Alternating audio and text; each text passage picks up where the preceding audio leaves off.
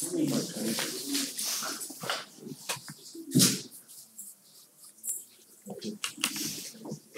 everyone. Welcome to day 2 of the Affordable Housing Summit. While Sean sets up his audio. Is he there before? Sean. We're good. Sorry. Chris is in the house. Hello to everyone that is live streaming. We are live streaming all of these for those that can't be here. And equally importantly, they're all being stored on TJPDC's website. So for example, we know that the citizens groups are going through various training sessions, and if you want to have a session on financing, it's all down from yesterday. This afternoon we're going to have a design panel and a needs assessment panel, but I'm very excited this morning that we're going to talk about how you actually pull all of these moving parts together and do developments. And with us today are three developers, all with nationally recognized skill at navigating this very challenging world. Development's challenging enough. I think you might have picked up from the financing session that the added complexity of development that includes affordable housing is even more challenging. So we thought it's worth the morning to talk about 3 different approaches by 3 different developers to creating affordable housing. So with us today we have Ned Howe and Mel Thompson. Ned is with Enterprise Homes, and he'll tell you a little bit about that and the relationship to Enterprise Communities, which has been involved here already. Mel is with Greenman Parker, who are the architects for Friendship Court, firstly, and also the 2 projects that Ned is going to focus on today. Akash Thakur, a lot of you know already because the project's EYA focuses on urban life and have done a number of very successful projects in the Washington, D.C. region, some of which groups like Piedmont Housing Alliance have done tours of. The one that he's going to most talk about today, and I'll show you a number, is one that started as a housing authority RFP for a partnership to redevelop what had been, I guess, a Section 8 housing project, right? So that the enterprise approach is more of a traditional developer approach for LIHTC and so on. And certainly EYA does a lot of that too, but he's going to emphasize how partnering with housing authorities is another way that you can create it. And then we have someone that needs no introduction here locally, Dan Rosenzweig, who is president and CEO of Habitat for Humanity for Greater Charlottesville. But we may be a little complacent to the fact that the Sunrise Project, which Dan is going to talk about, got national recognition for being the first redevelopment of a major urban piece of property that was used for affordable housing in the form of trailers. And Dan will talk about how that was done. You might even want to talk a little bit about Southwood, which is the second major project they're doing along that line, and how they engage the residents. So with that, we're going to invite Enterprise to begin, then EYA, and end up with Dan. We have the book. Well, thank you. Good news is, like I said, I think I had 3 minutes yesterday, so in 20 I might tell you a little more about Enterprise. Enterprise, some people are familiar with, we're a very known group within the affordable housing industry nationally. Some people know or may not know we were started by Jim Rouse of the Rouse Company. He was very passionate about affordable housing in his latter part of his career. He really wanted to focus on that, so he started Enterprise with his wife Patty. Started out as a philanthropic organization that also did advocacy and that type of thing, and then a little brainchild that came out of that relationship and the actually the Reagan administration as well, housing tax credit. And that's where Enterprise really became a different organization, because once that credit was created, they needed someone to be able to figure out how to get that investment into affordable housing, and Enterprise started syndicating that and actually kind of evolved into an investment bank for affordable housing and went national and has grown significantly to the point where Enterprise today probably invests over $6 billion annually in housing in general. The $6 billion number is a lot bigger because we took on Bellwether Capital, which is not exclusively affordable, but on the affordable side, it's over $1 billion a year that gets funneled through Enterprise funds and things like that. I'm with Enterprise Homes, which is actually just an on-the-ground development entity of the Enterprise group or family of companies. And we operate, we say mid-Atlantic, but to be honest, most of it is within 50 miles of Baltimore. So most of our work is in Maryland. We have done a little bit in Virginia, a little bit in DC, but most of it is in Maryland. We've done over 6,500 units of housing that we've constructed, but we've also just gone through major acquisitions, so we now are about to be up to like 12,000 units of housing within our portfolio, actually 2 acquisitions and mergers. So we're in a little bit of a growth mode from an acquisition standpoint. So that's enough about Enterprise Homes. So that's where we come from. Feel free to look us up on our website and you can learn more if you like. The projects we want to talk about today are near and dear to my heart. One of them was the first one I actually did with Enterprise, which was Greens and Hammonds Lane. So that's the one on the left. But both of these are in the area of Baltimore County, called Brooklyn Park. Do we have a location? I guess we don't have a true map of it. But this area is, if you're familiar with most cities, you have the city, and then what you have, that first ring suburb. That it was a lot of the migration from cities created these areas that are acting a lot like cities now as a first ring. So they're having a lot of the same problems that cities have. So this area is actually outside of Baltimore City, but inside of its beltway. So it's in need of revitalization. A lot of the development activity that occurred there was 50s, 60s, that time type. It hasn't had a lot of investment since then. So it's an area that was right for us to look at. And we found a piece of property that was interesting enough. I had worked with it when it was being designed as a 10-unit single-family housing development. And the Great Recession came around, and obviously everybody knows what happened to single-family housing at that point in time. To do 10 units in an area like this, when they modeled it with probably $500,000 homes and realized the best they could probably get is $300,000, it no longer worked.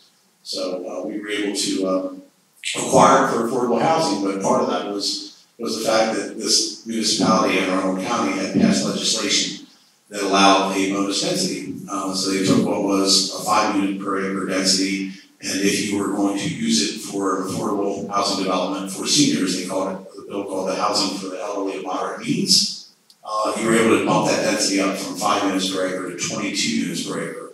So with that, we took something that yielded 10 single-family homes and were able to build a 90-unit, 4-story elevator-served corridor building apartment, and the owner was happy to sell it because at that point, our affordable housing pricing at roughly $7,000 a unit at the time seemed pretty attractive to him. So since he had no viability as a single-family development, so it created an opportunity for us, and we seized it. So, like I said, we got 90 units on it. We used exclusively, which is kind of interesting. This is one of the deals I think I talked about a little bit yesterday about tax credit pricing going through its undulations. This one, when we first started, was priced out at about 96 cents on the dollar. And while we were in the process, the Lehman episode occurred, and within a week, we were down to 65 cents on the dollar. And what does that mean for folks in terms of?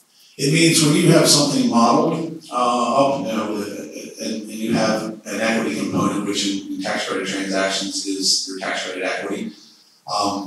It was probably generating somewhere in the neighborhood of $10 million of your capital stack. Went from $10 million to $7 million overnight. So you had a $3 million hole. So at the time, though, everyone recognized, and I think I described this yesterday a little bit, that when you're in the middle of those processes and then any major market correction occurs, usually the agencies or whatever that are charged with this type of housing, in this case, DHCD in Maryland, and actually the federal government recognized it in this one and came up with a whole other process, recognized there's going to be huge holes that these deals can't be done. So they found a way to inject additional funding into the system to be able to support these. So in our case, they come out with what was called TCAP. I can't remember what the acronym stood for, but basically it was gap funding to make up for that difference between tax credit pricing in the 90s and tax credit in the 60s. Oddly enough, we actually submitted for that financing on this, and we were kicked out because I forgot to sign one of the commitment letters from our own syndication group for the tax credits, and they said we didn't have the financing because we didn't sign the letter. But they felt guilty about that, and then ultimately gave us more tax credits to make up for the difference, which was great, because then we didn't have any soft money that had all kinds of requirements attached to it. It actually was a benefit to the deal because it became a tax credit only financing deal with the first mortgage, and maybe a little bit of soft money from municipalities. So it actually made it a cleaner, easier deal. At the time, though, it kind of gave us a little bit of heartburn, and I wasn't very loved in the office because I forgot to get the signature. Another side story. So the thing from an entitlement process on this, like I said, it was an area that needed investment. They were very happy to have it. And even so much so that because we needed some special exception legislation, there's a senior center that was like a half a mile down the street. So 90 units of senior housing. Needless to say, the senior center was excited about it. And one of the ladies at the senior center, who was this self-described mayor of the senior center, went out and took a petition through the whole neighborhood and through all the people there and got it signed. So we had over 200 signatures of people in support of the special exception to get us that bonus density. So a lot of times you always hear about affordable housing running into neighborhood opposition. This was the exact opposite. We had a neighborhood that was tremendously supportive of it, that wanted it, and would even put it in writing if they wanted it. So it certainly helped us through the process throughout. We even got us an additional piece of legislation passed by this municipality that got us out of paying stormwater tap fees, which saved the deal, also $700,000. So everything tended to pencil in really, really well. We got rents basically around between $500 and $1,200 per unit. They serve between 30 and 60% AMI. We didn't have any market component to this, so it's all affordable. And you can see the results. I guess this shows the location. Does this have a pointer on it? Looks like it does, but I don't think it does. It doesn't, okay. Well, you can see the circle around it, and you'll see this when we talk about the next one, but where that is, this Hammonds Lane corridor, as you drive down the senior center is right where there's tennis courts and all that stuff is, so it's actually really within walking distance, but there's also some other neat features around there. But it's an area that, like I said, has not had new investment since the 70s.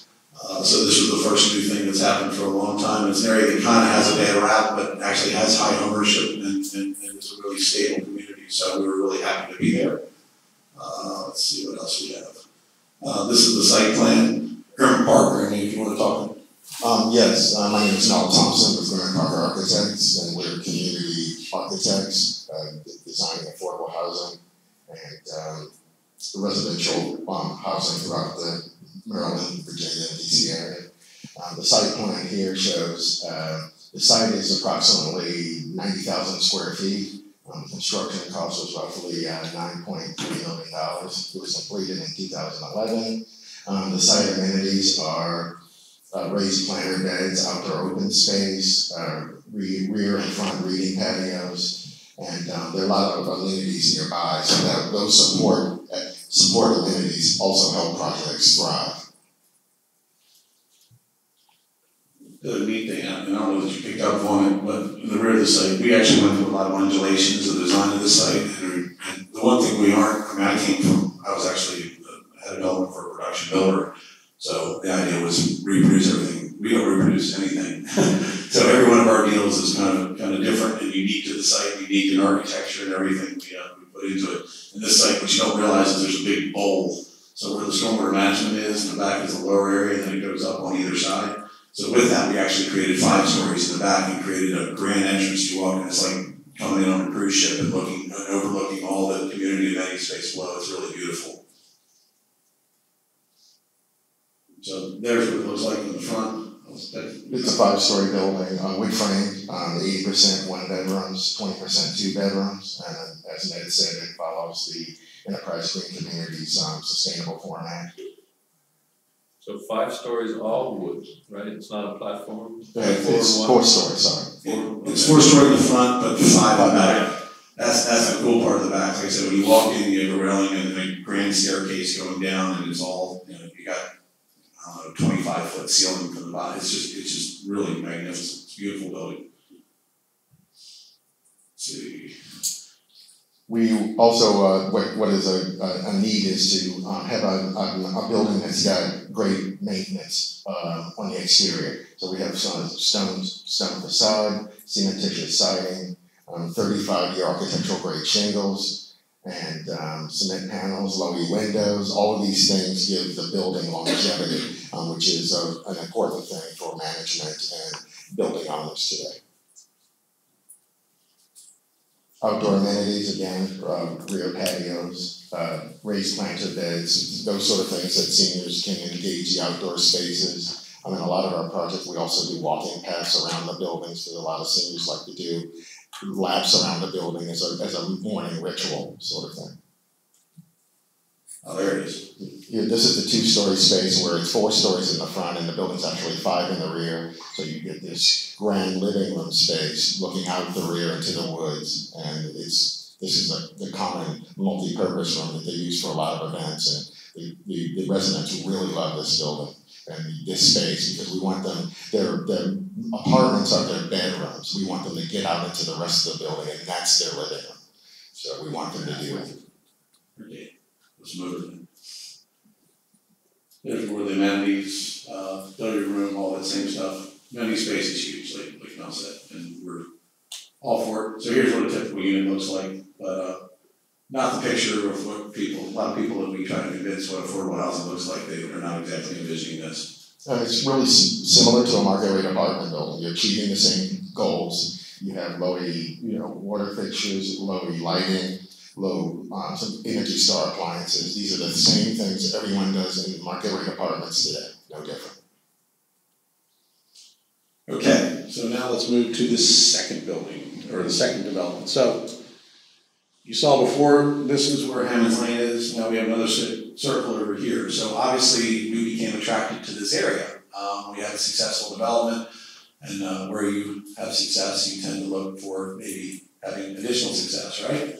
So the Great Recession produced another opportunity in this area, in the same location, and it's right at this location here, which you can see is over the roadway that has the frontage right there. Yeah, that's Ritchie Highway, which is a old one of the old turnpikes that leads into Baltimore. There's a lot of, but it's one that is an old industrial, commercial, whatever, all kind of corridor. It's got a lot of commercial activity on it. It runs all the way from there to Annapolis, and it's full of every big box retail, every shopping center, mall, that kind of stuff, and it goes right into the downtown Baltimore as well.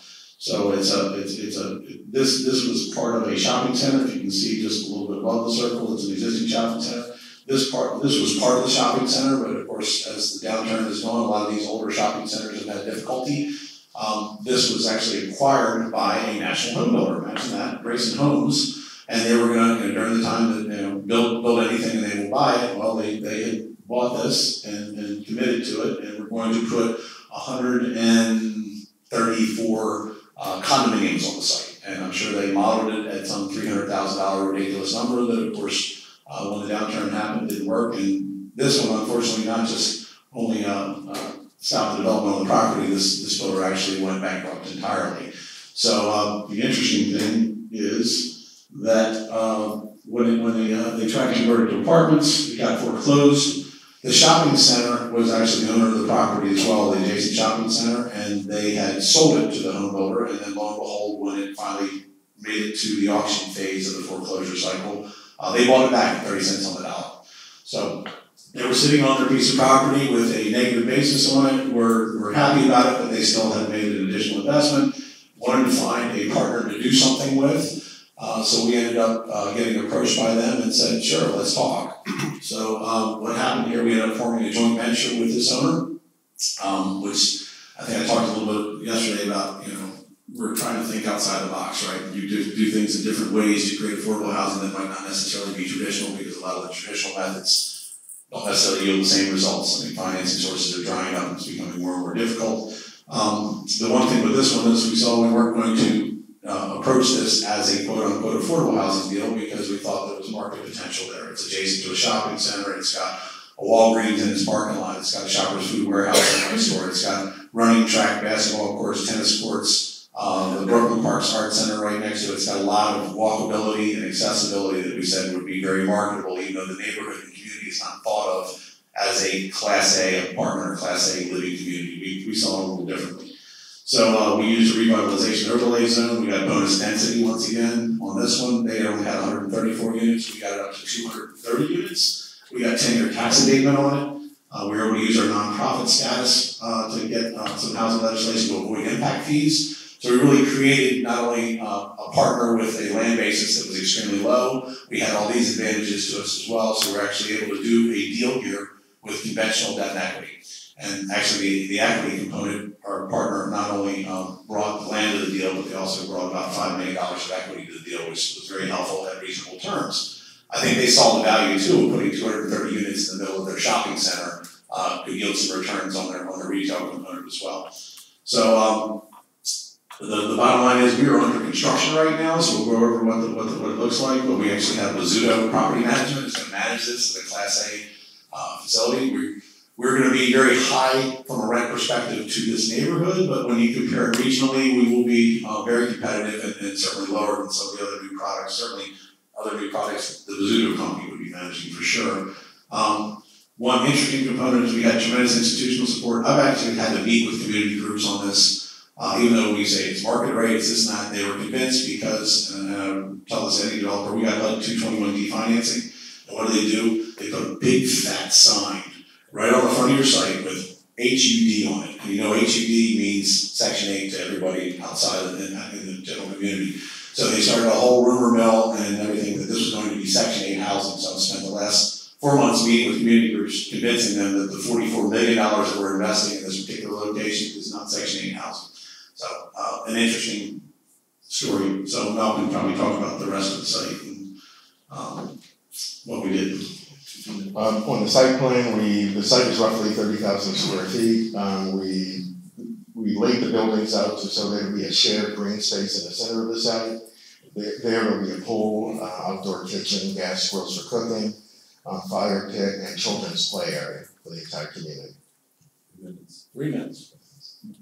This is an aerial view of the project and the 5 buildings. There are 4 garden buildings and 1 5-story elevator building. It's 4. Everything's 4. We're all sure. Everything's 4, right? Thank you. 35% 1 bedrooms, 56% 2 bedrooms, and 9% 3 bedrooms. Project costs approximately $32 million. It's a 5A construction type, and the sustainable program is NGBC.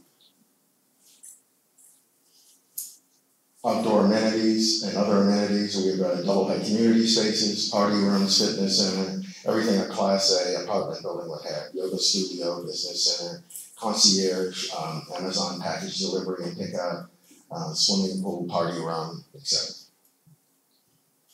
Indoor views and the building, again, the same efficiencies on appliances, plumbing fixtures, lighting and heating as well. This is the project this photo was 3 weeks ago. The project's under construction, as Ned stated. And the neat thing is what we've created here does not necessarily serve the level of incomes that tax credit development serve. But when you take our rents and project it against our area median income, we're probably serving around 80% AMI, 85%. So we have 1 bedrooms, 1,300 up to about 1,900 with 3 bedrooms. So we're probably under the Class A market stuff that's in the region. We're under by about $200 or $300 on an individual unit basis. So it's de facto affordable in a way, and but there's no funny money tied to it, which is kind of nice. Thank you. So moving from inner ring suburb, can you pass it? Yes. Moving from an inner ring suburb context to a more urban context. And we've seen an all affordable and we've seen a mixed income project, and now Bosch. Good morning, everyone. My name is Akash Thakkar, and I'm a partner with the firm EYA. I want to thank Greg for asking me and our firm to participate in this event, and thank the other panelists for sharing. I think you're getting sort of a good summation of different approaches to how you build affordable and what I would call mixed income housing. So maybe I'll start with, I just saw Mark Warner. I don't know if you guys saw him. He was on one of the earlier panels today. And he talked about sort of how he thought that the social contract in the United States with our residents was very different and maybe not as strong as it was 5, 10, 20, 30, 50, 70 years ago, where someone would get a job, they'd have access to benefits, that job would provide them enough income for housing, and folks had sort of like the basic level of needs to then go on and be productive and live good lives, as the way he described it. And I say that because in Washington, D.C., where my firm is most active, there is a fairly acute affordable housing crisis. And by that I mean that we have been a victim of our success. So there's been a ton of economic growth in the D.C. region. What does that mean? More people moving to the region and more jobs in the region. What it also means is when you have more people in demand, prices go up, and those who are maybe highly educated and can participate in sort of the white-collar economy may have options, although even those folks are finding it difficult to find housing in the Washington, D.C. region. But certainly folks who are even middle income, there's certainly low-income housing and moderate-income housing and sort of middle-income housing, but there's a crisis in sort of a number of areas in the district with regard to people finding good quality housing at various different income levels. And where my firm sort of looks at this issue, we were founded 25 years ago, and we were founded as a market rate developer of urban infill communities in the Washington area.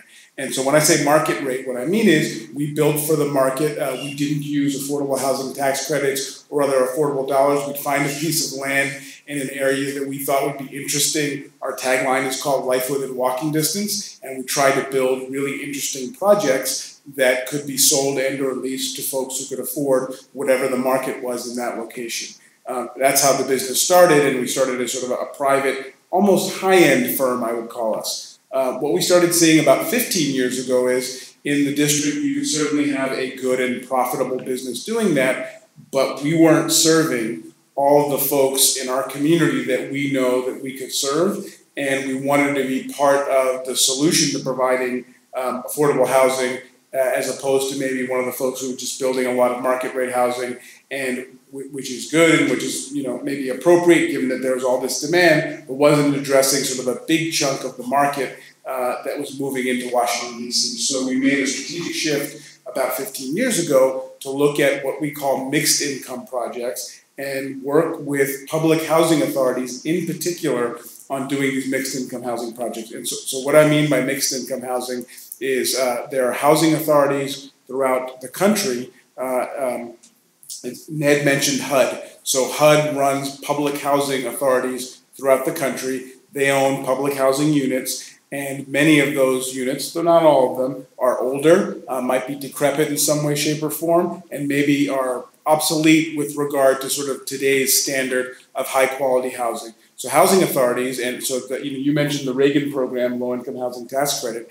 There was a program during the Clinton administration called the Hope 6 program. And the Hope 6 program was a federal program that gave dollars to local housing authorities. So local housing authorities are groups that are on the ground managing federal government public housing. So there's a district housing authority, and in our case, Alexandria, right outside of the district, the Alexandria Housing Authority, and Montgomery County, which is another suburb of the district, has a housing authority, and they manage large amounts of affordable housing in the communities in which they operate. What you'll find is those housing authorities have very long wait lists for their housing, meaning that they have much less housing than the number of people who need or could qualify for that housing.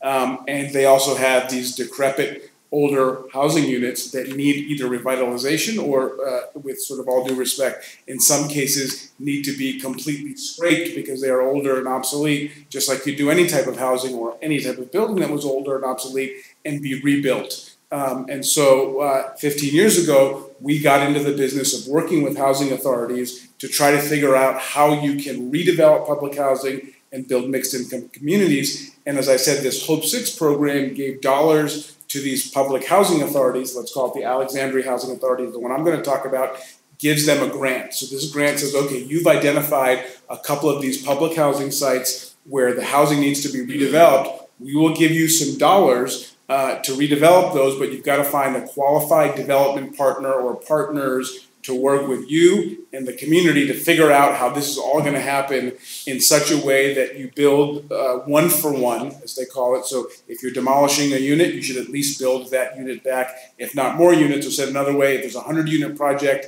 at a minimum, you should build back 100 units of public housing and maybe other forms of housing as well. Ideally, you build back even more public housing if there are dollars that allow you to do that. So this Hope 6 program said, we will fund innovative projects on the ground throughout communities that are promoting mixed income housing. And so when you hear me say mixed income housing, I'll keep referring to that, why we think that is important, not just as a market rate housing developer, but sort of as a good steward of land, is one of the issues with regard to large scale public housing is it was not integrated, right? So this whole notion of you're building a large chunk of low income or public housing somewhere, and that's where, certain groups of folks are going to live based on income. And in our mind, and I think more important than in our mind, in sort of the government's mind, and even in sort of progressive housing circles, the right model is not to do that, but instead locate low income housing, public housing, maybe workforce housing. In DC, we define that as housing that is affordable to teachers, firemen, police, sort of folks who may work in the public sector, sort of middle or moderately priced housing, and then market rate housing. So you can sell in Alexandria, Virginia, it's not uncommon to sell a cool urban townhouse for $1 million or even $1.5 million. And I think our view and the city of Alexandria's view, and the city of Gosford District, and other locations throughout our areas, is that that's the model. You should have all different types of people living in one place, sort of working together to support the community, giving opportunities for folks sort of up and down the income ladder, and how do you create those? And look, those types of projects are not without their challenges. How do you convince the guy or gal or the family that can afford that $1.5 million townhouse to live next door to a public housing resident? That may not be everyone's cup of tea, but we find, in the right places, in the right communities where people are sort of looking for that level of integration, you'll have a lot of acceptance of those types of ideas. The other thing that you have to have in these types of projects, the first thing I always say is when we enter into a project like that, political will is probably like the most important ingredient, because these projects are tough. There are sort of different community groups and stakeholders who may have different views. You need money in the form of low-income housing tax credits, as Ned mentioned, but maybe other forms of dollars. And so I'll stop there. Why do you need money? Because you're building a new house. And simply put, in Washington, D.C., a 3-bedroom townhouse might cost me $500,000 to build. The cost of materials are high all around the country. The cost of labor in the District of Columbia is quite high, and that's roughly what it costs. Maybe give or take my firm versus another firm.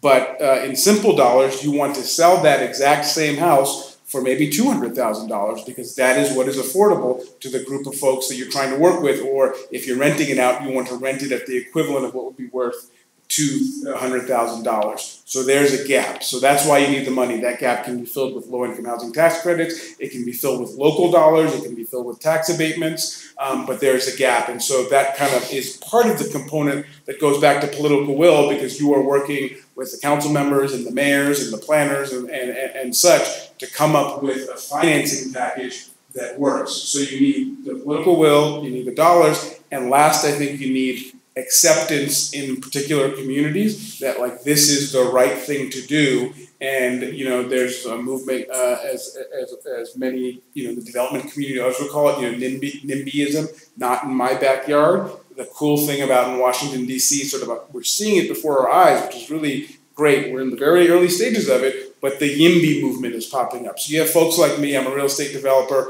I live in the city, consider myself sort of an urbanist, I guess, and I'd always advocate for lots of different folks living in a certain neighborhood, but there are lots of neighborhoods in Washington, D.C. that have nice, stately, single-family homes I live in one of those neighborhoods, and I'm thinking like it shouldn't be this way. Maybe there should be some mixed income housing. There should be some apartment housing. There should be folks of different income levels and races and such. And so I say that to say that the third component you need to kind of pull this all together is an acceptance that change is a good thing if done correctly and implemented well, and that this notion of mixed income housing, maybe even in a nice part of town, is my point. You don't necessarily have to put all the housing back on the public housing site that you demolished. In the district, for example, the government will say, look, we've got this public housing site here, and we've got this great piece of land somewhere else, and why don't we put it together and help monetize that great piece of land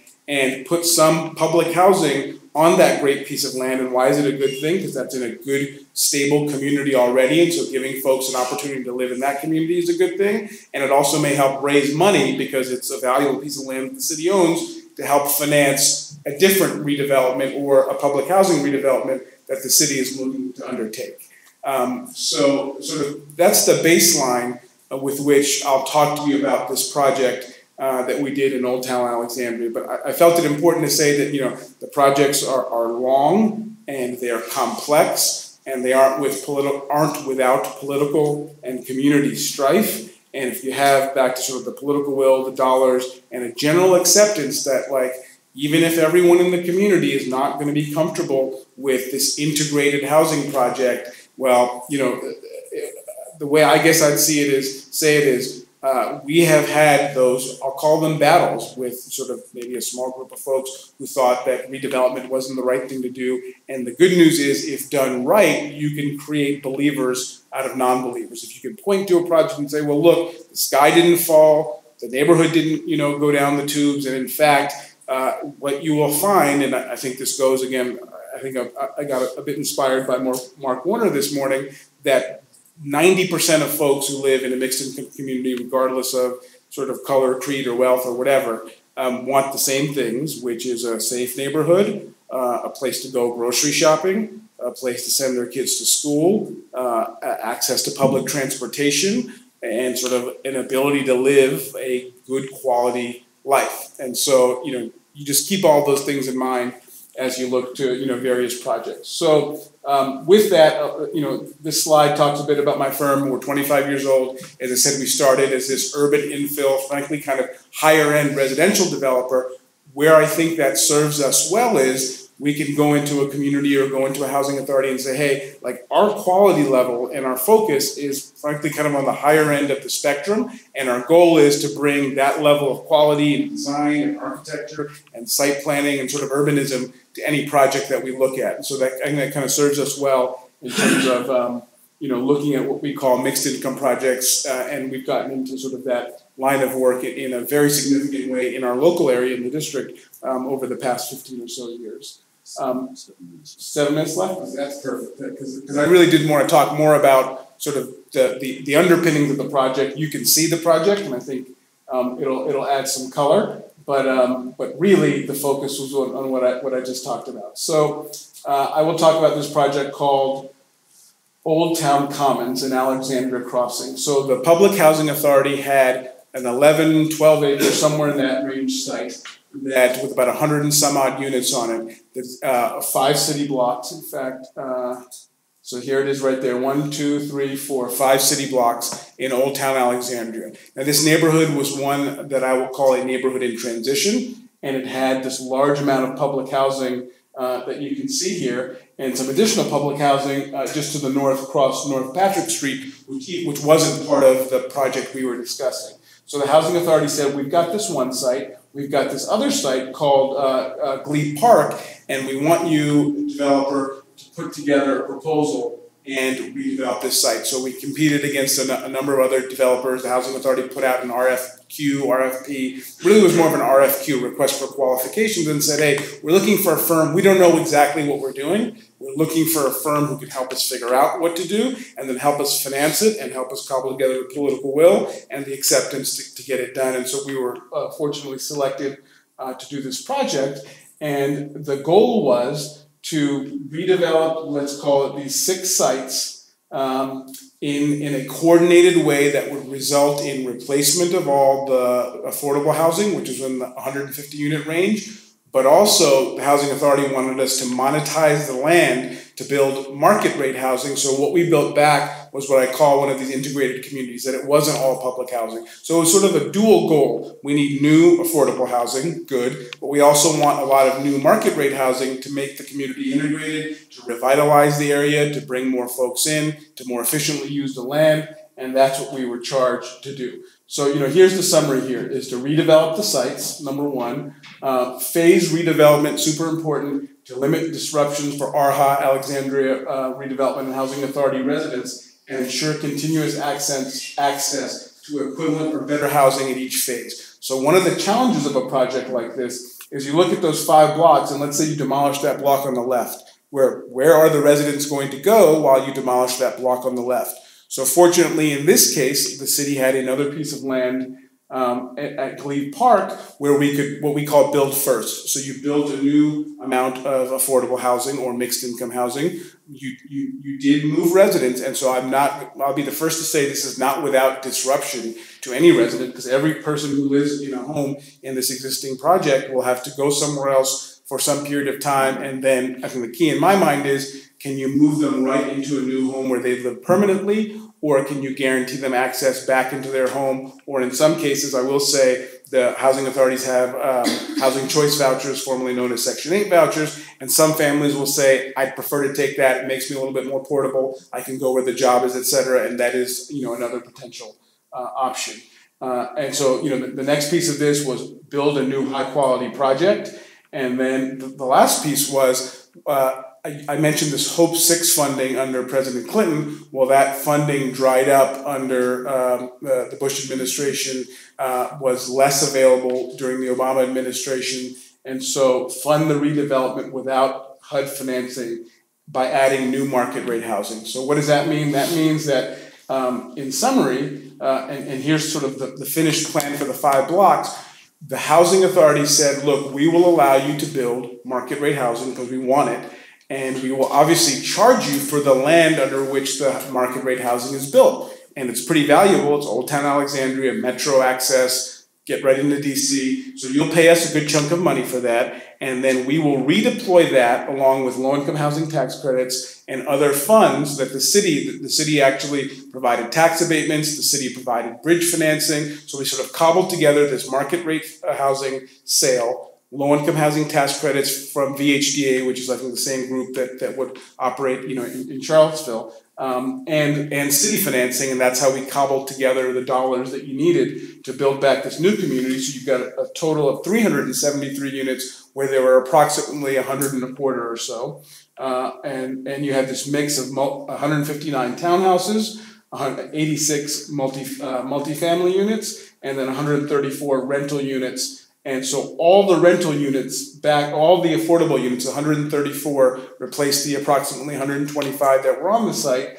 and they are all rental units as they were before. But the interesting thing that you'll see, and this is sort of a good slide, is that's a typical row of, so Old Town Alexandria, for folks who may know, is a row home, sort of an old style row home community. So the architecture, as you can see here, sort of an old style, traditional craftsman-like row home community. If you look up top though, all the different colors represent flats. So on the 2 units on the left, those are flats, 3 flats and 2 townhouses essentially, but it looks like a townhouse. Then in the middle, you have these, what I'll call conventional townhouses, which were sold for market rate or workforce dollar amounts. So they could be market rate $800,000, $900,000, workforce maybe $400,000, $500,000. That's workforce, maybe unfortunately in the district. And then you see, more mixed income housing to the right. So the idea is, what you see up top is actually built shot at the bottom.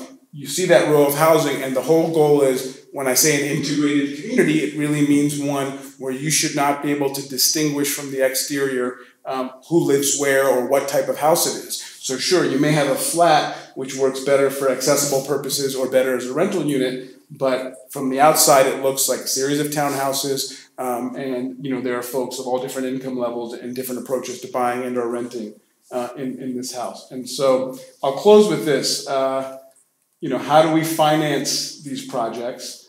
And this is a good slide right here for those who really want to get into more detail. But you can see we had market rate land value of 23. So we needed $57 million to build this whole project.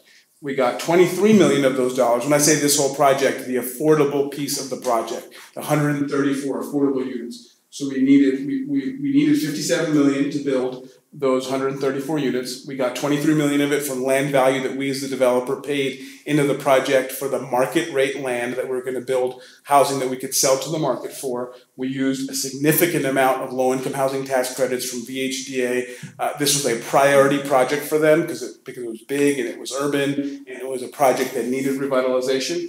And then this HUD loan takeout, that was city finance. So HUD had a loan on the old piece of property and the city jumped in with $5 million and said, we will put those dollars into the deal as long as the result is going to be this 134 units of housing. So in summary, we were able to pull this together over a 6-7 year period and deliver this new mixed income housing community. And I'll close with, as a result of that, we have continued to do business with not just the Alexandria Housing Authority on new similar projects, but other projects with other housing authorities throughout the District of Columbia who have a similar mindset of wanting to create these mixed income communities. So sorry, Greg, if I went a little long, but hopefully I got in the key points. Thank you.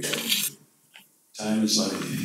It's the developer's creed, which they tell us as designers all the time that they've done. Sure do.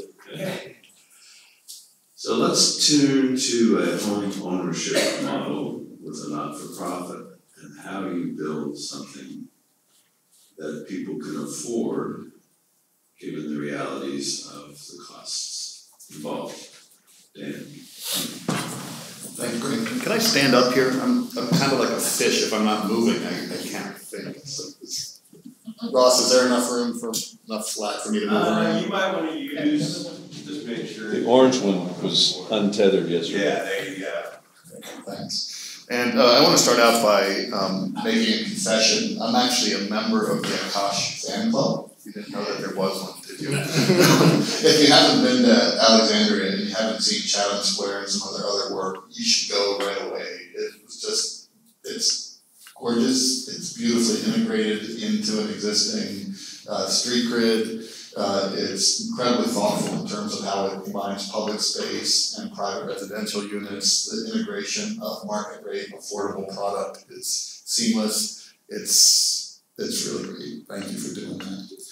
A couple other things Akash said today really resonated with me. One is the idea of the disintegration over time of the social contract in our country. It's something that I live with every day. It's why I got into housing, because I see housing actually not as an end in and of itself. There's an opportunity, a way for people to move from a place, from one place to another. It's been the greatest means of wealth creation that our country has ever come up with. And so housing for me is a step along the journey for folks. And given changes to the housing market, I think it's really clear that we have a basic market failure, not just in the United States, but across the country.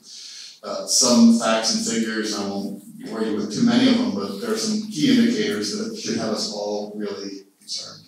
One is that there are only 15 municipalities in the United States of America where you can earn minimum wage and afford a one-bedroom apartment. 15.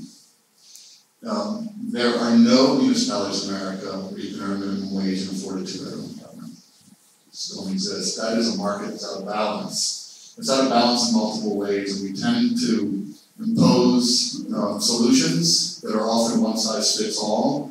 And what I'm hoping that here in Charlottesville, especially post-August 12th, we can look holistically at the challenge. We can work with people who are in need of housing, figure out what their needs and dreams and hopes and aspirations are, and create something that feels more like a complete housing ecosystem that has opportunities for people no matter where you are to get to where you want to be. And so what I want to talk about is a project that we, Habitat for Humanity of Greater Charlottesville, took on starting about 13 or 14 years ago to deal with a couple elements of market failure. One is the lack of supply, and two is the threat of gentrification when you reinvest in urban neighborhoods. So I'm absolutely a proponent of reinvestment, of urban reinvestment. I'm an urbanist. I believe that public dollars should be flowing into urban areas to reinvest in them in a way that is equitable and provides pathways and opportunities for people moving forward. So we actually kind of got into the development business almost by accident and also as a result of an existential crisis. As a home builder, we were going around looking for lots in the Charlottesville area to build habitat homes or home ownership homes.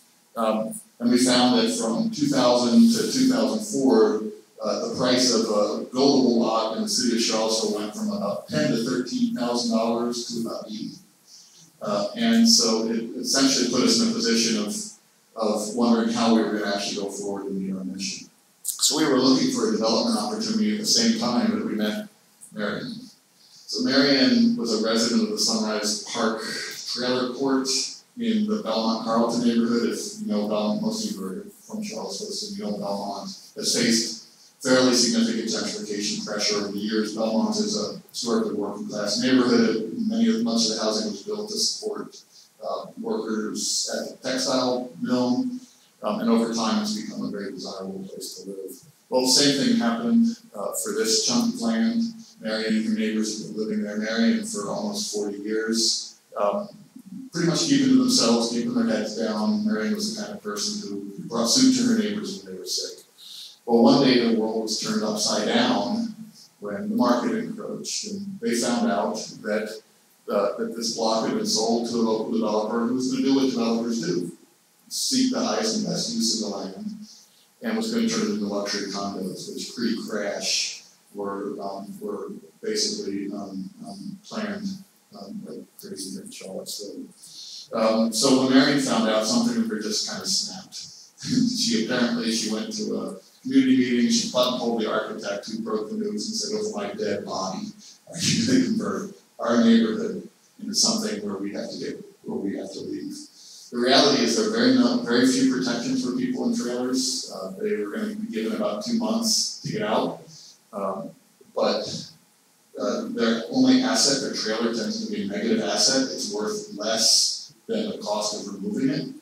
And so you're essentially taking what were 16 families, most of them seniors, all low income, and putting them into the roles of the homeless. Habitat, and I wish I could take credit for this. I wasn't part of Habitat at the time, but I watched admiringly from the distance as Habitat purchased the trailer park, worked with the neighbors, and told them that they can stay for the rest of their lives affordably. As we figured out how to convert this parcel into a permanent mixed income community, turning chattel or personal property into real estate for the betterment of the community that was there and creating more opportunities for people to move as well. So this was the vision, and this is what Sunrise looks like today. It's a neighborhood of front porches and back porches and open space for the community to use. There's senior-oriented housing. The majority of people at Sunrise wanted an elevated building because even the 2 steps into their trailer were significant barriers to entry. There's not a rainbow every day. So that's a little false advertising. But to our knowledge, it's the nation's first trailer park transformation without resident displacement. Sunrise, the final parcels have been sold. So we've done our part. We've built about 34 affordable homes. 10 of them are deeply affordable rentals. 24 of them are Habitat Partner family homes. Sold to families between 25 and 60% of their median income. It has, I don't have the actual factual data on this, but I'm willing to say that it's the biggest income spread in the United States of America. So one of the first purchasers of the market rate home, so this is the YIMBY that Akash was talking about, was the widow of the world's 6th most richest man. So she chose to move into Sunrise because she liked the idea of moving into an integrated community. And at the other end of the income spectum, we have people on life estates whose income is 0, so they do nothing. So we have everything in between. It turned out to be what I thought a really good investment for the city. The city put in roughly $500,000 and ended up with 70 units, half of which are affordable and deeply affordable. But the thing that we like to do after we do a project is to celebrate what went well, but also really take a good hard look at what went wrong or what we could have done better. And the reality is that as we moved from home builder to community developer, we forgot about some of the basic tenets of Habitat, which is that we are a self-help home ownership opportunity program. It's a mouthful. What does that mean? It means that we work side by side with people. We, from day one of Habitat's now about 45 years old, have believed in people's strengths and their ability to build for themselves, to build equity, to figure out their own path, and we're here to facilitate that. Well, we realized as we moved from home builder to community developer, that we forgot some of those lessons. And we started thinking about the people at Sunrise. We love them like our own family, but we started thinking about them kind of as clients, as people that we were there to save, rather than people that had their own inherent strengths that we could build on. And so I don't want to make too much of it. Sunrise is thriving. It saved folks from non-displacement. Property values have gone up without displacing anybody who's there. People are pretty happy in their homes, but there was a little bit of agency that was removed when we went to the client model. And so as we moved on to our bigger project, and Greg talked about this, Southwood, which is much bigger. It's a 120-acre mobile home park in Elmore County in the growth area just south of Charlottesville.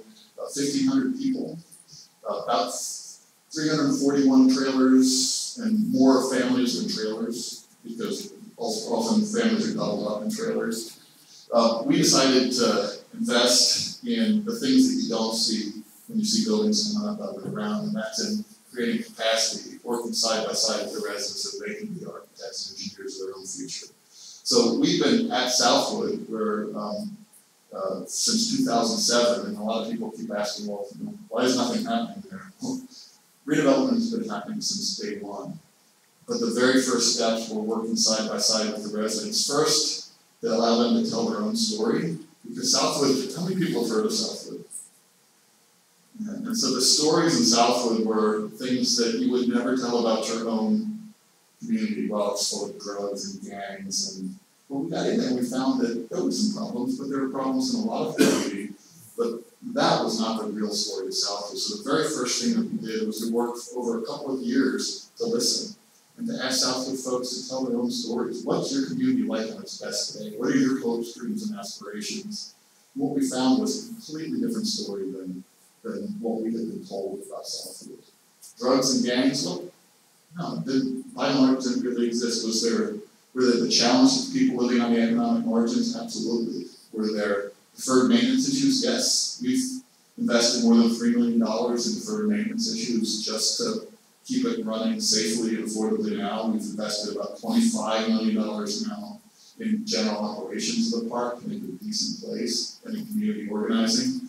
But the most important thing we've done is invest in the partnership with the residents. So now we're on the precipice of redeveloping Southwood into probably about a 700, 800 unit mixed income development without any resident displacement.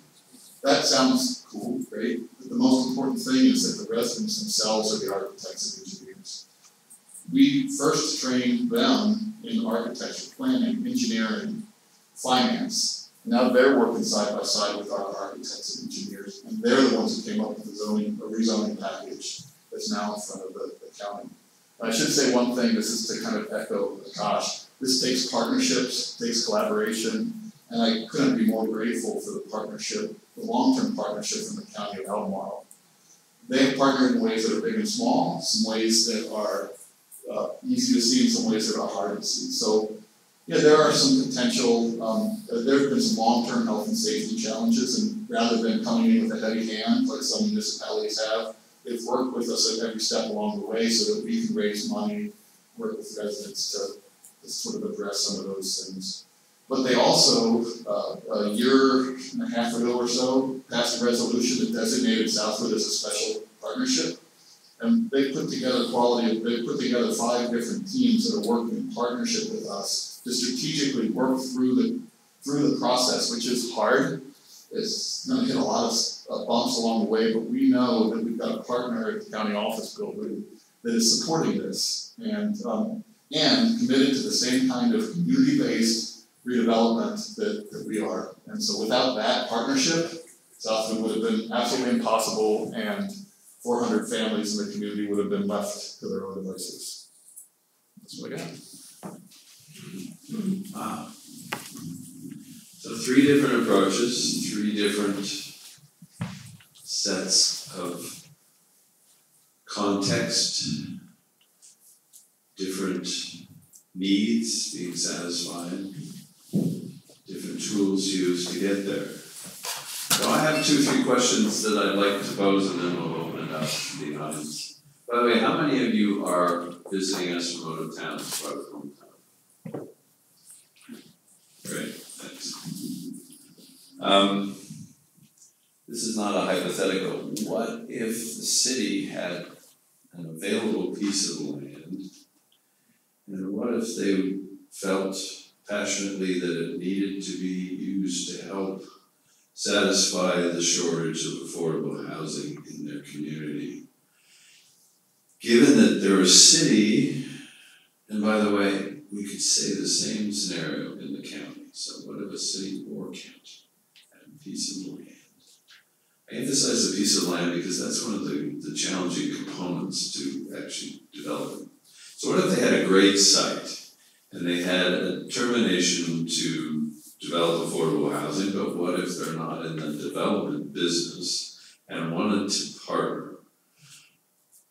And given that they're a public entity, we'll assume they have to do a public selection process, which is generally an RFQ, RFP. That's jargon that means request for qualifications to short lists of qualified teams to then look at more closely with a proposal. So let me pose that same question to all 3 of you. What would you look for to make the decision to invest a lot of time and energy as these RFPs take? What would it take for you to be comfortable that this was something that you would want to participate in? Let's just start from left to right. So again, Akash Thakar. So maybe I'll start with if I'm the city. And so we do a lot of work, not just with housing authorities, but with the actual city of Washington, D.C. It's called the Deputy Mayor's Office for Planning and Economic Development in D.C. And Alexandria and Montgomery County have similar publicly owned land. And so I'll start by saying those groups, again, given the situation in the Washington area, will say we're looking for a development partner, but a minimum of X% of the housing that's built on this parcel, let's take a 5-acre parcel where you can develop 200 units of housing. A minimum of 20% of those units will be affordable. In some cases, it could be greater depending on sort of the need and the location and such. So the city will set out some development goals, 20% affordable, let's call it.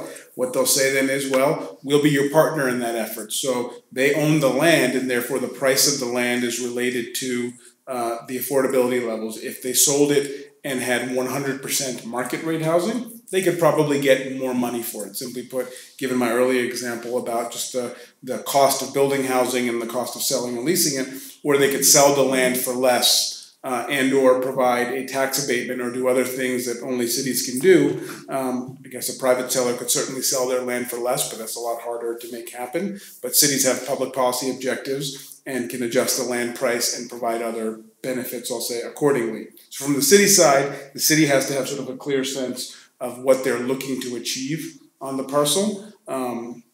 And then from a developer standpoint, what are we looking for? You'll often hear developers say, we're looking for certainty, and as Dan said, a good partner, right? I mean, at the end of the day, the most important thing is that the city says it's going to do A, B, C, D, and E, even if once you get into it, it gets difficult, and maybe there are some community members who don't want anything to happen there. We've had situations where there have been city land that's been vacant, not a park, but vacant, and folks have used it as a park. Well, what happens if that's the case? The city's now saying we want to monetize it, we want to make it mixed income and put some retail in it. Well, that's probably a fight that sort of the development community can help with. And maybe there is a park as part of the new project, but clear goals and clear will from the city standpoint. And then what I'd say finally is that, the city should look for a development team. Say, any of the three folks up here seem to embody that is serious about what they do and can come in and actually plan and finance and execute the project. And if you kind of have all those pieces, you can, get to an end result after a fair number of years. Matt? Certainly a lot of things that you said there. First and foremost, where is it? We tend to look at the site. I mean, we often see opportunities, but they may not fit what we want to do or where we want to do it. So that's first. Second, certainly the partnership aspect, what city it is, what track record it is, the housing authority, how they conducted business in a manner that we want to work with them. We certainly pass on some that we do not want to work with, and have a reputation that that's not where we want to be. So those are the first two real tests. And then a lot of times, the other thing, a lot of these get caught up in procurement processes that are really already established within those municipalities, and a lot of those things make it very difficult because if you want to create affordability, the idea of affordability is not for that parcel to be maximized from a value standpoint. It's really trying to achieve the objective of affordable housing. So sometimes we get caught up in that, and it looks like that's going to be a very difficult process, and we choose not to get in. We prefer the ones that are more requests for qualifications rather than RFPs, because you can put a whole lot of effort into an RFP without a positive result, and that's a lot of time. It's a lot of opportunity costs associated with that. So we respond to a lot of RFPs, but we also choose not to respond to a lot of RFPs as well. So it's a balance. When I know I'm out of turn here, I want to add one thing that I think, Ned, you hit on.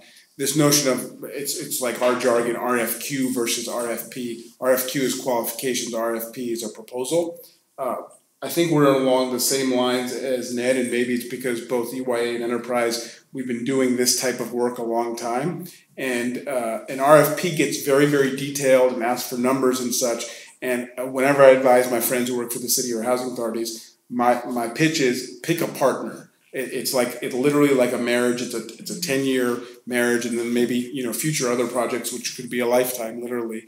And so there are firms that may just throw big dollars at a city or a municipality.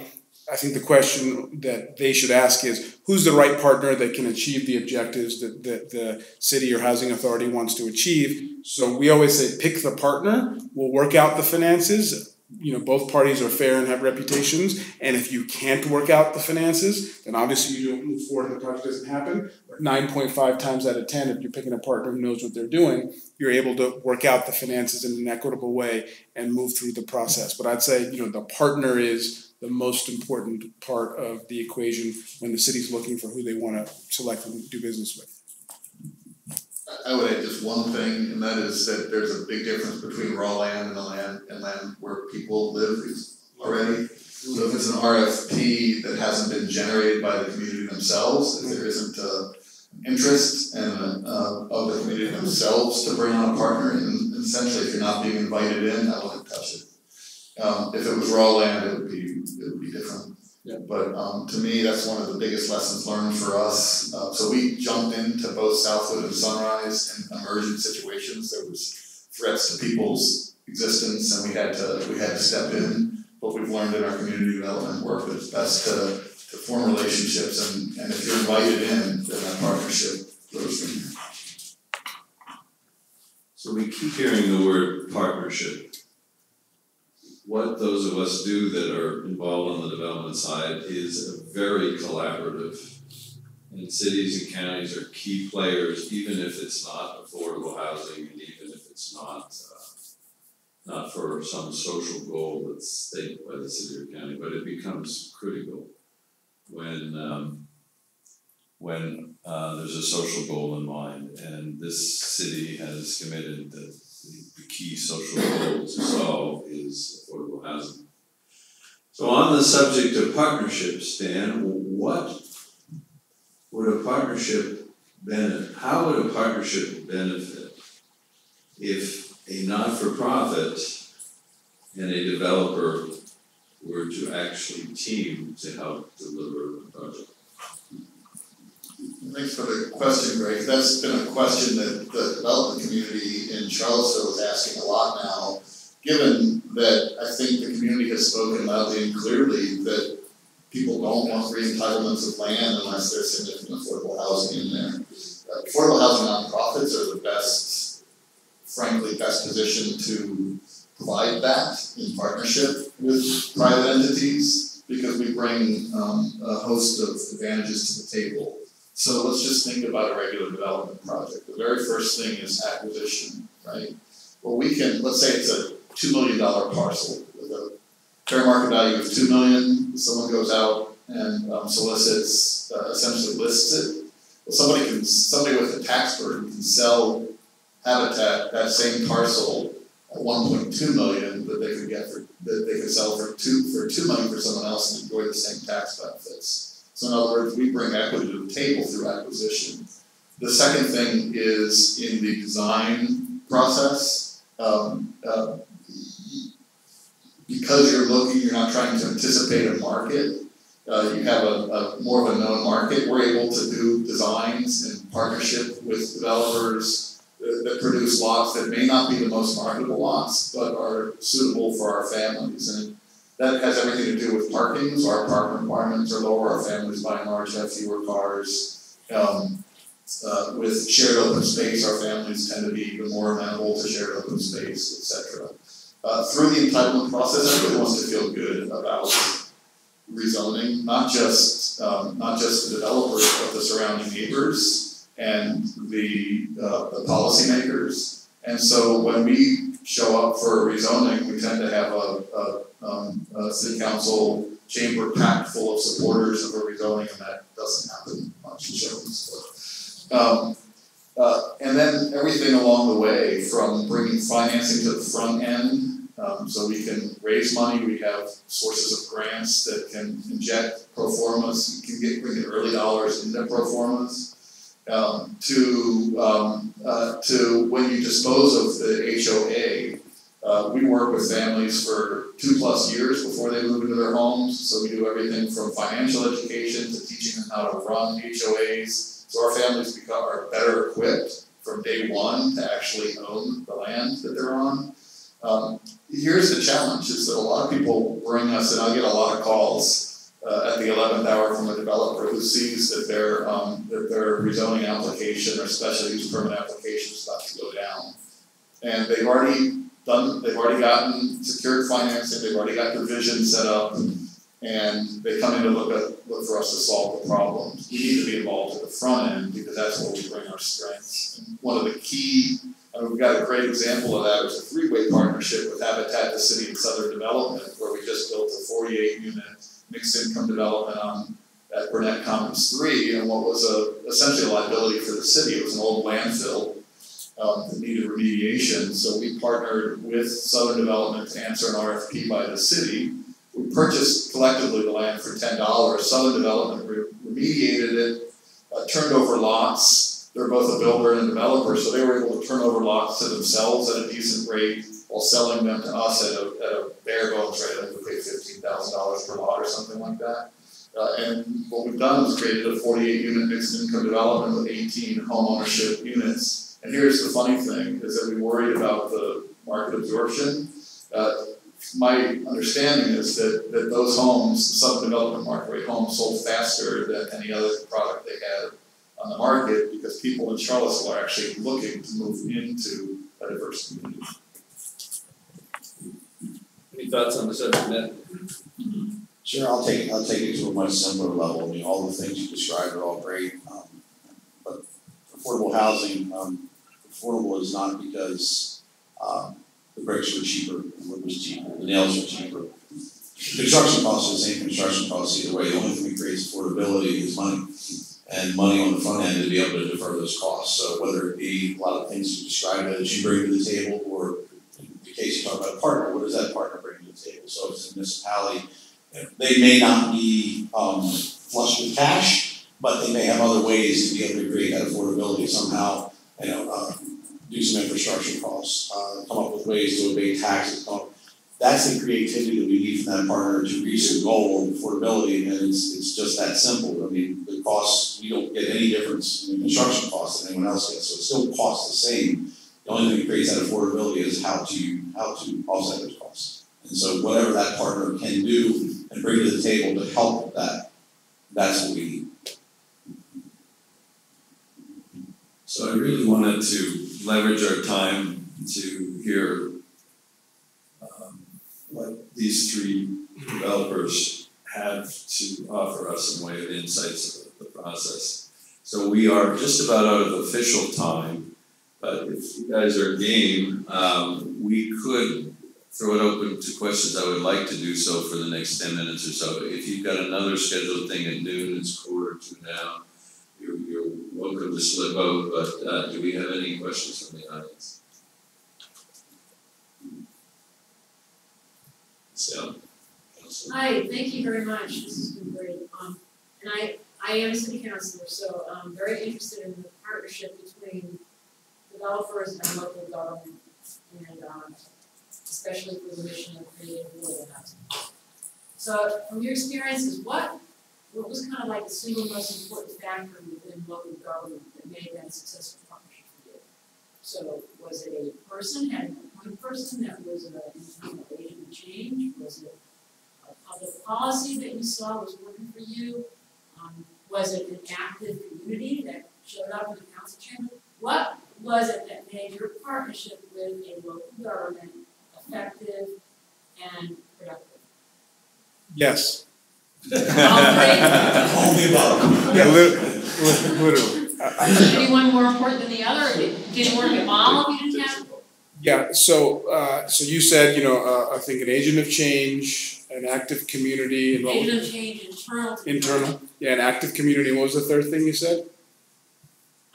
Policies and procedures or zoning policies. Right. So I'd say, if I had to rank those, policies and procedures and zoning that actually worked and was in keeping with what the city wanted to do with that particular piece of land. So is there a functional process in place where the city says, we want X, we want, a height limit of 75 feet and 20% affordability, and, I'll get into more detail, certain setbacks and various things. Can you really achieve on the physical piece of land what everyone says they want to achieve? And then right there, as a number two, clearly your number three, an internal person who's serious about working with you is important, but, having a community that is on board. And again, this might be impolitic to say, but I guarantee you there will always be people who may say, the city says 75 feet and I want 30 feet. I think my neighborhood, that is more compatible with my neighborhood. Or various other, issues. And once the city makes a decision that we think more units on this piece of land, for example, may be helpful because then a portion of those units can be affordable and we want to provide different housing types for maybe millennials or whatever it is, then sort of, you heard me say political will, the political will to say everyone's not always going to be happy. Yes, the vast majority of folks should think this is a good thing for their community, otherwise it shouldn't happen. But political will to sort of make a decision and then see it through, and then a partner who has sort of the grit and the mindset that, there will be ups and downs with this process, but we'll get to the end. What else in the way? You can talk a little bit about some of the things that worked. I think the primary thing that worked in the city is after we had a conceptual agreement about what Burnett Commons 3 wanted to be, what are people's must-haves. The city manager and our two entities negotiated a really great performance agreement that had enough flexibility built in that understood that there were going to be unknowns in the process as we moved along. So it wasn't as prescriptive as they could be. And things did actually end up shifting for the better as we got grants, for example, for better roads, as we figured out better strategies for stormwater management, etc. It wasn't there wasn't so much detail in the performance agreement that we could move our way through. the other piece in the county, what seems to be really working is that we feel like we're plugging into a really, really professional and rational system. The county has done a lot of work over the last 5 or 6 years to create strategic initiatives to make sure that they've got implementation strategies, staff, and funding that support the specific initiatives. So one of the things that staff in the county did was actually force the supervisors to come up with a list of strategic priorities, and then they started rearranging the elements of the county office building to support those strategic initiatives. Because Southwood fit into a strategic initiative, we then, step by step, worked with supervisors to come up with essentially, the supervisors passed a resolution that spelled out what were the 4 corners of what made this special, what made this a special partnership. And since that time, the county has devoted significant staff to working with us. We're now in 5 different teams: an executive team, a policy team, a funding team, a services team, and a planning team, each working in coordination with each other so that we're not alone sort of trying to negotiate the county office building. We have partners in that. It's an extraordinary amount of human capital that the county has provided. But if you think about it long term, they could have provided the same amount of capital over a longer period of time saying no and being figuring out roadblocks along the way that often happen in the process instead of working with us. So it's more of a proactive response. And so far it seems to be working really well. Talk to me in 10 years. But so far.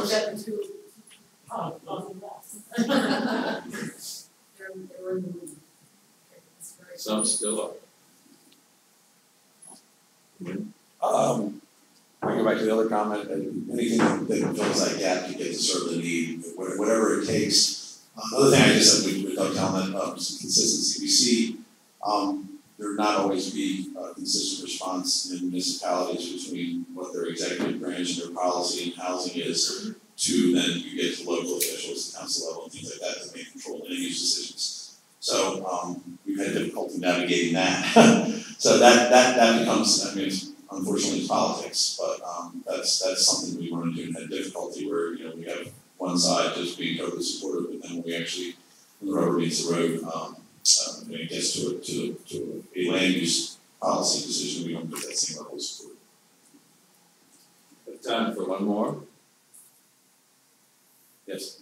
So for these mixed income developments that are sort of essentially paid for by the market rate unit, what's preventing you from scaling it up and maybe building, you know, X% more affordable units by building the same X% more total units? Does that case close from a cost perspective, or is it that construction costs rise too much with increase in density, or is it political constraints that stop you? So what's the question? What prevents you from building more what?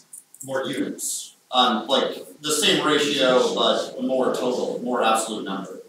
And on any given, you know, project size. More affordable, more market rate, which one? Well, I'd say if you're building 20% bigger, 20% more affordable, and 20% more market rate for 20% more overall. I got your question. So at the end of the day, let's look at the example that I provided. It's in Old Town Alexandria, where, you know, the appropriate sort of height and density are, I'd call it, that project is, you know, 60 feet is the height limit there, right?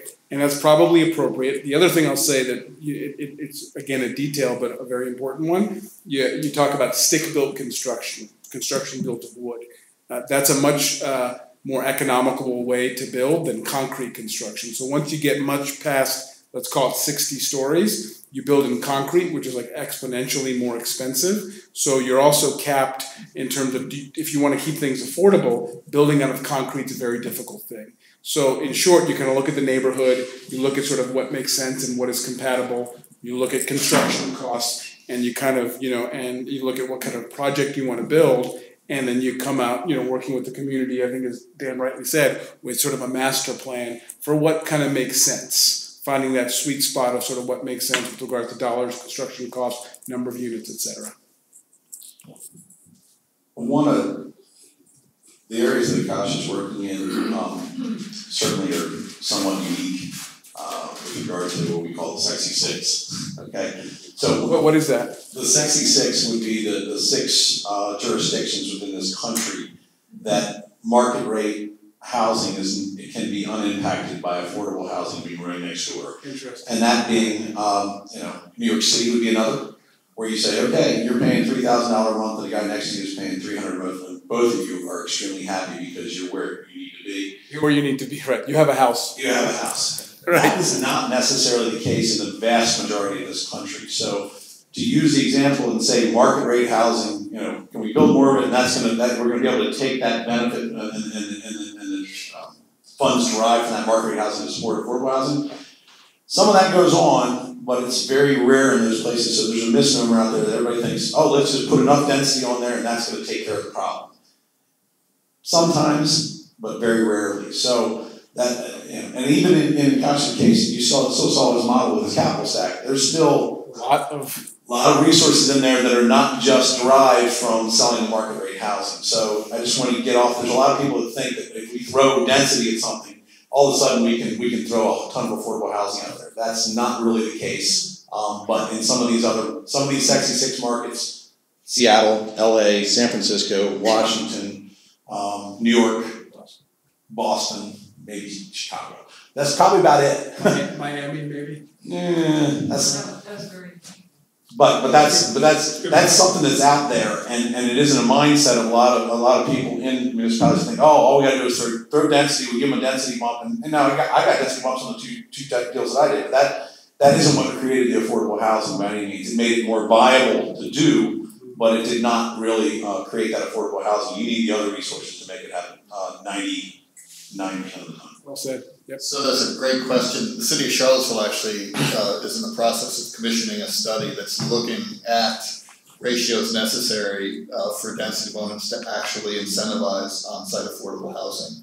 The initial returns aren't that promising for a lot of the reasons that Ned and Akash have talked about. One is as you go more vertical, you get incremental costs, you have more parking, etc. Although there is somewhat of a spread there. But I think this is a place where we actually have to pull back the lens a little bit. Some of our acute affordable housing crisis here is self-inflicted, and for good reasons, but often reasons that are in vacuums. So if you look at our land use map, city, county together, the county has a very tight growth restriction. They have urban development zones, so circling the city, and then they've got Crozet and Scottsville. I'm a supporter of rural and open space preservation. I think it keeps our water clean, it allows for farm to table, a higher quality of life for everybody. But we also have very, very, very restrictive land use regulations where we can grow.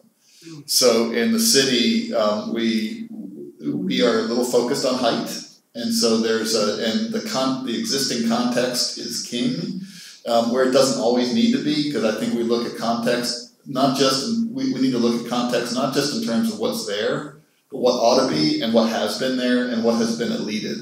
So one of the things that is happening right now is there are a group of folks who are doing a study and looking at historical deed restrictions in the city of Charlottesville and recognizing that, I've heard estimates from 55 to 75% of our land mass is R1. So the lowest possible use on a parcel. If you overlay a map of historical deed restrictions, anti-African American, anti-Jewish, you'll see that those maps are pretty similar. That most of the places that were historically where African American people were not allowed to live have now been protected by the most restrictive zoning. And these are the kinds of things that I think as a community we have to take an honest look at. Because oftentimes what you get these arguments that are in a vacuum where people have a hard time holding both things at once. People cherish their neighborhoods in Charlottesville, they should, but they should also understand why a neighborhood is the way it is. And they should also understand why people are upset for the neighborhoods, the big places where we have voids in Charlottesville, Vinegar Hill, the SIA, these are places that have been, in the name of urban renewal, wiped off the map. And so there needs to be a sort of reintegration of that. So I think we have to have a much more complex and high-level conversation about land use regionally and in the city of Charlottesville so that we can begin to really think about some of these things. If you could go up 200 stories, we probably, and could sprawl forever, we probably wouldn't have an affordable housing crisis, right? But there's a trade-off, right? And so quality of life has to be kept in mind as well. Just very quickly, I'm enjoying our mind meld, Dan, because we're having the same issues in Washington, D.C., where the neighborhood that I live in, so I feel like I can talk about it freely, is one that has these nice single-family homes. It's in the city, it's 3 blocks from the metro, and a good school system.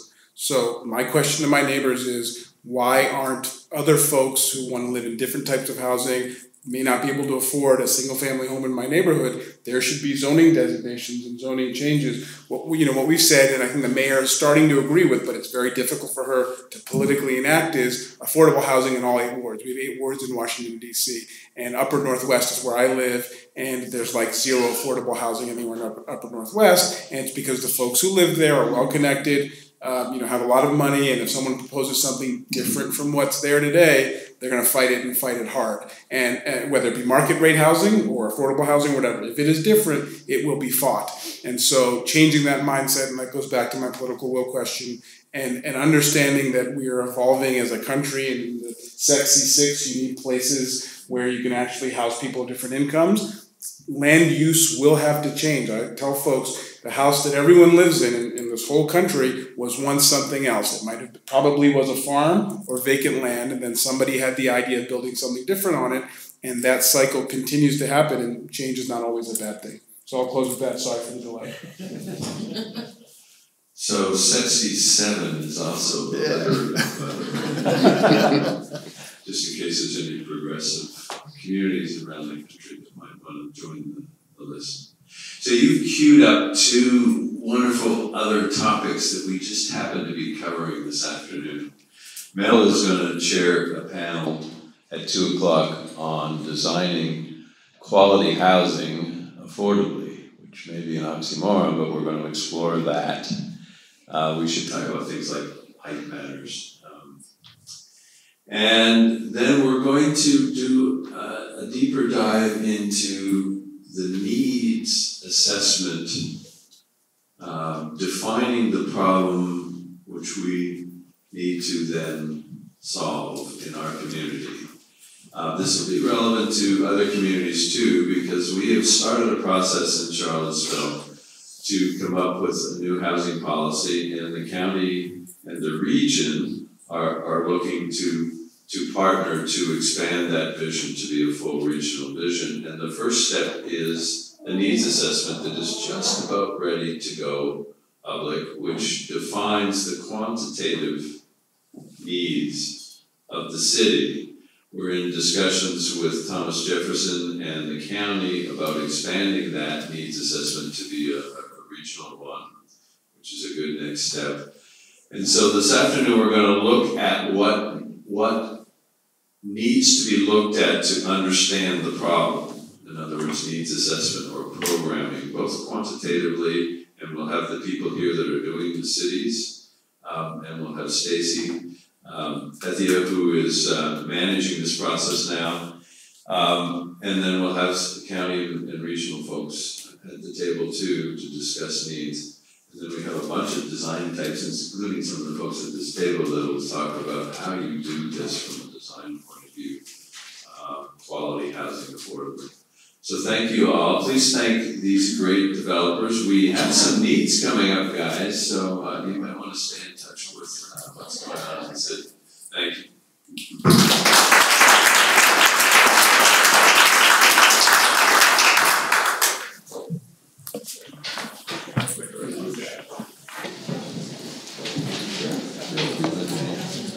Sure, what is your?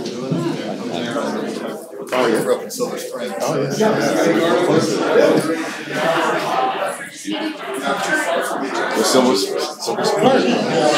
Silver Spring is from. Oh, it is. Yeah, it's in good ways. I mean, I grew up in a very good place. What's the one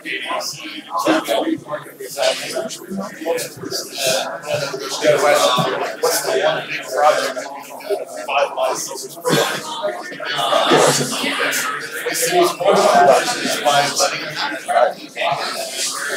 and So Spring is actually a place where it's just right. I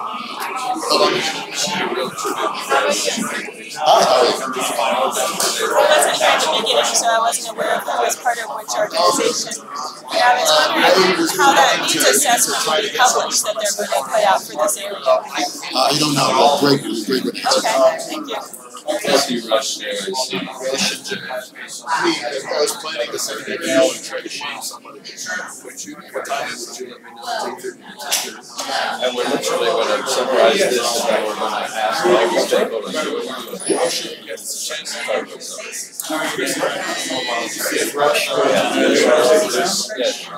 Hi there. Hey, what's this?